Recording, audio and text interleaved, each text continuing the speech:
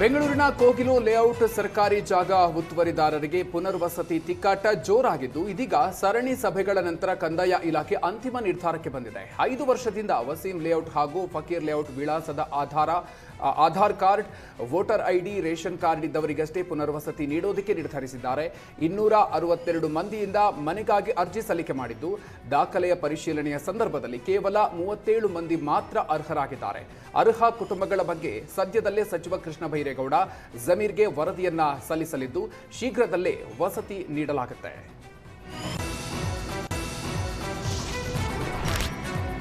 ಜನವರಿ 8ರಂದು ನಟ rocking star Yash ಜನ್ಮದಿನದ ಹಿನ್ನೆಲೆ ನಮ್ಮ ಮೆಟ್ರೋದಲ್ಲಿ ಯಶ್ ಫೋಟೋ ಪೋಸ್ಟರ್ ಹಾಕಲಾಗಿದೆ. ಯಶ್ ಬರ್ತ್ಡೇ ಹಿನ್ನೆಲೆ ಮೆಟ್ರೋಗೆ ಜಾಹೀರಾತು ಬಂದಿದ್ದು ಮೆಟ್ರೋ ರೈಲಿನ ಮೇಲೆ ಯಶ್ ಫೋಟೋ ಪೋಸ್ಟರ್ ರಾರಾಜಿಸುತ್ತಿದೆ. ಇದೀಗ ಮೆಟ್ರೋ ನೋಡಿ ಯಶ್ ಅಭಿಮಾನಿಗಳು ಸಂಭ್ರಮಿಸಿದ್ದಾರೆ.